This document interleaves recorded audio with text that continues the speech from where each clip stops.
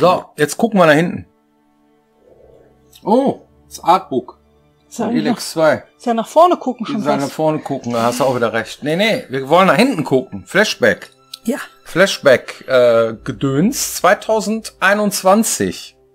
Oje, oje. Ja. Was fällt mir denn dazu ein? Ist das endlich rum, das Jahr? Kann man dazu sagen? Fast. Hätte ich bloß nicht gefragt. Ja, also es gab ja auch viele gute Sachen, so ist es ja nicht. Aber dieses Phänomen des, was war eigentlich dieses Jahr, weil es fehlte an einigen Highlights und dann ist es schwerer zurückzublicken, oder? Ja, du meinst so ein Meet and Greet mäßig Highlights, ne? Also gab ja schon Highlights, aber eher ohne Leute. So Großevents. Ohne Treffen, so, genau, richtig. Ja. Das ist hier Party, auch wenn hier keiner ist. Ja, genau, ne? Genau. Genau, ja. Ja gut, was waren denn deine Highlights? Ich fand die Veranstaltung vom Zack ziemlich gut, die Gaming Days, haben wir auch ein Video von. Stimmt. Hier, wo wir einen Vortrag gehalten haben. Hier auf Piranhabecken TV könnt ihr finden. Das fand ich ziemlich gut. Da waren wir in Zack in Düsseldorf und haben da ein paar Leute getroffen und durften dort vor vielen Leuten stehen. Im Stream haben wir das auch gemacht. So, das fand ich ziemlich gut. Da durften wir noch bei einer Podiumsdiskussion teilnehmen und so. Und dann fühlte sich so an wie so eine Minigamescom. Und das war schon geil. Das fand ich, das war so das Highlight des Jahres bisher. Vor allen Dingen, es war außerhalb der eigenen vier Wände, ne? Das war so was Besonderes. Ja. Und das innerhalb der vier Wände war der Stream mit Gronk. Und Pizmeet. Und Pizmeet, ja, die beiden. Weil stundenlang zocken oder gucken, wie jemand unser Spiel zockt, ist schon was Besonderes. Das ne? stimmt. Ja, das hat mir auch sehr, sehr viel Spaß gemacht, weil das das erste Mal ist, dass jemand überhaupt Elex 2 spielen durfte. Gut, bei Erik haben wir es ein bisschen übertrieben und haben die ganze Nacht durchgequatscht. Bis morgens um 5, genau. War super. Und zum Zeitpunkt der Ausstrahlung dieser Folge wird das Friendly Fire schon gewesen sein. Ja. Noch ist es aber nicht für uns jetzt gerade. Deswegen könnte ich mir vorstellen, dass das wir... hat Potenzial. Ja, genau, dass wir unsere Meinung nochmal abändern, wenn es gelaufen ist. Ich bin auf jeden Fall super gespannt, freue mich sehr, schaltet ganz fleißig an. Nee, das geht gar nicht mehr. Ich hoffe, ihr habt ganz fleißig eingeschaltet. Und ja, das sind so Momente, die fand ich auch. Anfang des Jahres war sehr viel Garage gefühlt, ne? Man war noch ganz viel am Arbeiten, ganz viel fleißig. Garage im Sinne von, ich sage immer Garage dazu, weil früher waren die Entwickler meistens in der Garage und haben auf ihrem C64 rumgeprutscht, weil sonst hatten sie keinen Platz, ne? Und dann hat man sich in der Garage getroffen sozusagen. Ja. Und das ist tatsächlich so, dass wir sehr viel hinter verschlossener Tür waren, viel alleine waren, ne, wenig Kontakte und wenn dann über Teamspeak gelaufen ist, ne, man hat sich dran gewöhnt und ich finde das auch gar nicht schlecht. Wir hatten viel über Homeoffice geredet, auch auf diesem Kanal hier. Es ist schon effizient, es ist gut, ne, wie es läuft. So, es ist nur dieses Zwischenmenschliche fehlt dann schon. Ja. So, ne, und das war schon ziemlich übel. Streckenweise, dass man irgendwie so das Gefühl hatte, ja, erreichen wir überhaupt die Menschen mit dem Kram, so, weil wir nämlich Marketing gemacht haben in diesem Jahr ganz viel, ne? Und das ist halt so ein Ding, wir konnten einfach nicht wirklich wissen, wo wir stehen, ne? Ja. Findet ihr das jetzt gut, was wir jetzt machen oder nicht? Klar sieht man die Zahlen und die Likes und hin und her, ja. Die Dislikes nicht mehr auf YouTube. Keine Ahnung, wieso? Wir haben Kritik bekommen, warum macht ihr denn die Dislikes aus? Darf man euch nicht mehr kritisieren oder was so, ja? Haben wir nicht. Ja, haben wir nicht mehr. Es ist weg, so, ne? Man kann die wohl noch anklicken, mag ich nicht oder so, ne? Vielleicht ist das ja auch ein Bug und die sind mittlerweile wieder da. Keine Ahnung, ja, genau. Das wissen wir nicht, so. Und, ja, wenn sie immer noch weg sein sollten, haben wir nichts mit zu tun. Ne? Vielleicht kann man das auch wieder einschalten, keine Ahnung. So. Ja, vor allen Dingen, weil man die Daumen ja noch sieht. Man kann nur nicht mehr anklicken. Kann man nicht mehr anklicken? Keine Ahnung. Ach so, habe ich nie ausprobiert. Ja, ich mag ja alles, deswegen klicke ich auch nicht einfach, mag ich nicht. Okay, Flashback. Was haben wir noch? Was haben wir gezockt? Elex 2 haben wir gezockt. Ja, so, ne? Klar. Das war auch super. Ja. Und an anderen Sachen wurde sehr viel verschoben auch. Ne? Ja. Ich habe VR gespielt viel. Ja. Fallout und Skyrim und so ein Zeug. Und du hast sehr viel Horror gespielt. So, ne? Stimmt, ich hab's voll gerafft. Ich habe mit einem Kollegen, dem Jan, hallo Jan, Visage durchgespielt oder Visage oder wie auch immer. Nee, das sagt man nicht französisch. Visage, keine Ahnung. Ich weiß es bis heute nicht. Jedenfalls habe ich das durchgespielt und das war das schrecklichste Spiel, was ich jemals in meinem Leben gespielt habe. Ist auch. Und ich bin ganz stolz. Ich hätte das nicht, ich hätte es nicht mal, also ich bin 1000 Tode gestorben. Alleine hätte ich das auch nicht gepackt. Ja. Phasmophobia hat sehr viele coole Updates bekommen. Oh, das haben wir auch ganz viel gespielt. Ja, ziemlich fett. Das machte richtig Spaß. Mhm. Und ansonsten große Titel, wie du schon gesagt hast, so, ne, die Sachen, auf die wir gewartet haben, blieben viele aus, ja, und wurden verschoben wegen Gründe, kennen wir alle. Und das ist halt schon so ein Ding. Ne? Ja, bin gespannt, was nächstes Jahr so rauskommt. Ja. Das wäre ja dann schon Richtung Ausblick, ne? Das ist richtig, genau. Das können wir auch noch machen, an einer anderen Stelle. Ja, was haben wir da noch? Wie ist der Stand der Dinge? Bei uns. In der Entwicklung. Gut, würde ich sagen. Also das Spiel ist fertig. Ja. Gott sei Dank. Ja, fertig noch nicht, aber es ist absehbar. Wir können sagen, okay. Das wird schon gut gehen. Ja. Ach nee. Ach Quatsch. Nein, Spiel ist super. So, ne? Genau. Ja, das ist der Stand der Dinge. Wir müssen jetzt noch Konsolengedröhne und Polishing und Bugfixing und so ein Zeug, ne? Dann wird das schon was. Genau. Ne? Müssen wir halt selber uns nochmal. Das macht man auch bis zur letzten Sekunde, so lange wie man es kann als Entwickler.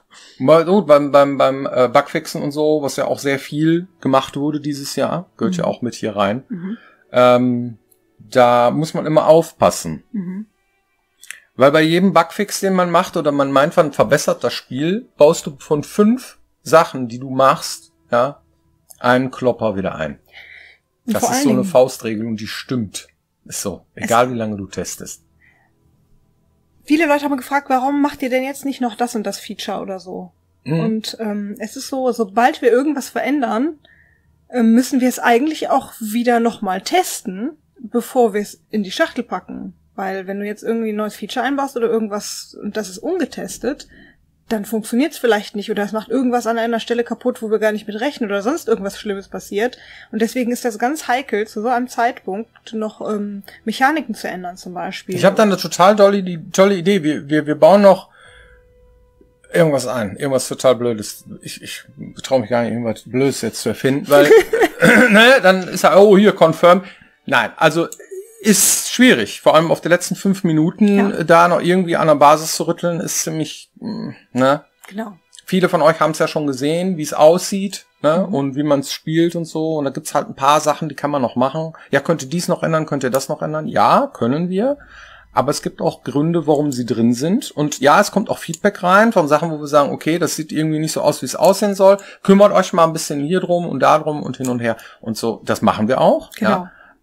Die großen Würfe, so von wegen, da muss nochmal komplett alles neu, das wird nicht mehr passieren. Nein, das ist viel zu heikel, aber so Kleinigkeiten. Und bei vielen Sachen sehen wir auch den Nutzen nicht, weil du musst immer abwägen, wie viel Zeit hast du investiert, welchen Stand hast du bekommen, ne? Und das ist, da muss man echt immer gucken, obwohl man möchte eigentlich nicht aufhören, ne?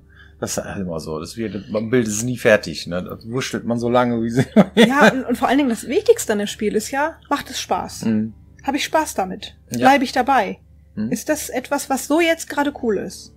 Und wenn ich etwas Grundlegendes ändere, da habe ich eine tolle Community-Frage gleich, dann laufe ich Gefahr, dass die Sache, die ich ändere, dann auf einmal dazu führt, dass es zwar jetzt irgendwas dabei ist, aber es macht an der Stelle keinen Spaß mehr. Und das wäre ja ganz übel. Ne, wenn einem sowas passiert. Absolut. Also lieber an einigen Stellen die Finger davon lassen, weil du weißt, ach so, macht's gerade Spaß. Gehört das schon zu den guten Vorsätzen, was wir hier so hin postulieren? Schon. Ein bisschen, ne? Ja. Nicht so viel kaputt machen, so, ja? Bis wir rauskommen. Aber da könnte ja noch... ne? So, also das ist so ein Ding. Und was hast du sonst für Vorsätze? Ich habe mir da überhaupt keine Gedanken darüber gemacht. Vorsätze, gute Vorsätze. Ich habe sehr viele gute Vorsätze dieses Jahr umgesetzt. Mhm. Ja. Ach, Ja, ich dachte, du hattest gar keine.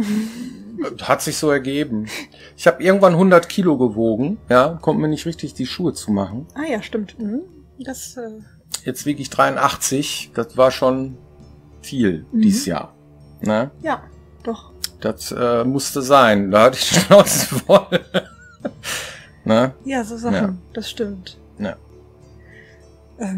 Ja gut, also ich wollte eigentlich gerne mal wieder reisen, das konnte ich mir ja knicken. Ja. Aber so kleine Sachen, ne? Also wir waren mal in Köln oder mal in Düsseldorf. So, das ist ja auch. Und wir waren an der Nordsee, wir haben das Meer gesehen. Das fand ich auch schön, da sind wir dann hingefahren. Mhm. Also das ist ja auch irgendwie als Reise. Das gilt als Reise, das ist eine Reise. Ich möchte gerne am liebsten einmal im Jahr ins Meer. Ja, das haben wir gemacht. Das haben wir gemacht. Das fand ich toll. Und nächstes Jahr möchte ich auf jeden Fall gerne wieder ans Meer. Nordsee, Ostsee ist mir wurscht. Hauptsache mal das große Wasser sehen. Wir haben uns so Roller besorgt, die man hier auch in der Stadt irgendwie rumpäsen kann. Und sie hat einen bekommen, ich habe einen bekommen und die Kinder sollen mal strampeln. Ne? Also die haben auch Roller, nur keine elektrischen. Nein, also die sind sowieso immer viel schneller als wir. Ja, normalerweise war das immer Wenn so, wir- muss immer hinterherrennen. So, das ist jetzt nicht mehr so. Nee. Ne? Ja, das ist cool. Das hat Spaß gemacht. Und ja, und sonst gute Vorsätze. Ja, gesund bleiben. Zusehen, dass wir geschmeidig bleiben, sage ich jetzt mal. Und Genau. ja, wir planen schon unsere nächsten Dinge. Ja. Ja, sind auch Release schon- rocken.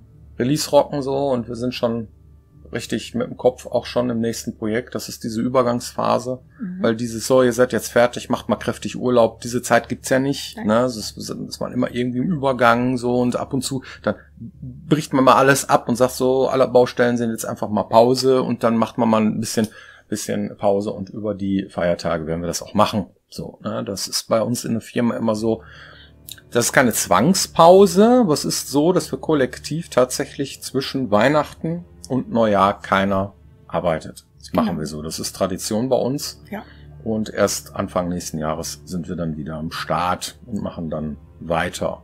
Es wird höchstens gezockt, aber das zählt dann irgendwie nicht so richtig. Nee, das zählt irgendwie nicht so richtig. Hast du eine Community-Frage? Ja, tatsächlich. Ich habe die auch schon fast im Kopf, weil die passt so schön hier rein. Und da hatte nämlich jemand geschrieben. Wir hatten mal eine Folge, da ging's über Begrenzungen, Spielbegrenzungen. Und die Person hat gesagt, wäre es nicht möglich, irgendwie einfach so ein automatisch Level zu generieren. Das heißt, wenn du jetzt an den Rand der Welt bekommst, dann generiert einfach automatisch das Spiel weiter Level und Monster, sodass du ewig da langlaufen kannst und dann kannst du Monster plätten und du weißt schon, worauf ich hinaus will, ne? Also, es ist so, dass die Sendung, die hieß World Borders oder Border oder so, auch hier bei Piranha Becken TV, könnt ihr hier gucken, ja, da referieren wir sehr ausgiebig darüber, wie wir Welten begrenzen und warum das notwendig ist, auch Welten zu begrenzen und wie wir dazu stehen und wie anderes machen und so weiter. Da haben wir sehr ausgiebig drüber gesprochen. Und dieses Modell, was da vorgeschlagen wird, das geht in die Richtung generische Welt. Ja, so. Entweder macht man das so, dass man das so kachelmäßig irgendwie, dass man immer, ein Turm immer an derselben Stelle vorbei fliegt, dass man sozusagen einen kleinen Planeten hat, gefühlt, und man einfach irgendwie endlos wandern kann. Aber das ist so gemeint, da generiert doch einfach die Welt automatisch einfach immer hinten dran. Bisschen Idee davon hat ja zum Beispiel Red Dead Redemption. Ne, mit so, die generieren dann nicht nur Monster und sondern auch zum Beispiel irgendwie den typischen Überfall. Ja, der ist dann ein Element, was man dann vielleicht sogar noch mit reinbringen könnte, aber es gehört eben nicht mehr. Das ist in den Level hinein, aber das ist hier nicht gemeint, sondern hier ist gemeint, dass der Level einfach neu generiert wird. Also generischer Kram, so generisch, das heißt nicht von Hand gebaut, ne, dass das halt hier reingegeben wird, dass der Level einfach weitergemacht wird. Genau. So, und das ist natürlich etwas, was wir gar nicht machen. Wir machen nichts Generisches, wir machen von Hand gebautes, so. Ja, das heißt also, die Plausibilität ist da nicht gegeben, ne, und darum mögen wir sowas nicht. Es macht im Grunde genommen dann für unser Spiel das Pacing kaputt. Ja. Ne? Wenn wir jetzt ganz klar begrenzen, so hier ist Schluss mit dem selbstgebauten Level und sobald wir dann darüber hinaus irgendwas automatisch generieren lassen, würde das gar nicht mehr zum Rest passen. Wir würden also Spielzeit generieren an einer Stelle, wo sie das Gesamtspiel wahrscheinlich kaputt macht. Ja. Was wir machen, ist Spielzeit generieren, indem wir tatsächlich Quests einbauen, die sich auch nicht automatisch wiederholen oder sowas. Das finden wir auch nicht gut, ne? Sondern wir haben auch ein Endgame, wo du tatsächlich auch die Sachen nochmal durchspielen kannst, zu Ende spielen kannst, die da sind. Und irgendwann ist die Geschichte halt erzählt. So, ja.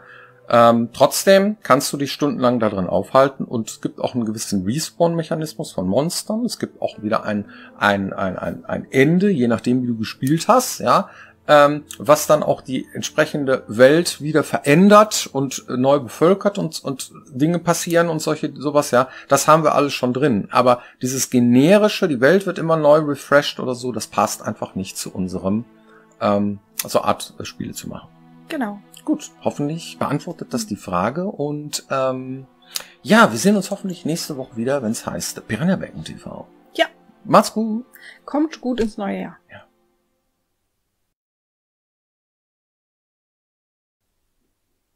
Ja, ins neue Jahr kommen. Da wissen wir noch gar nicht, wo wir das machen, ne? Das ist richtig. Oh Gott.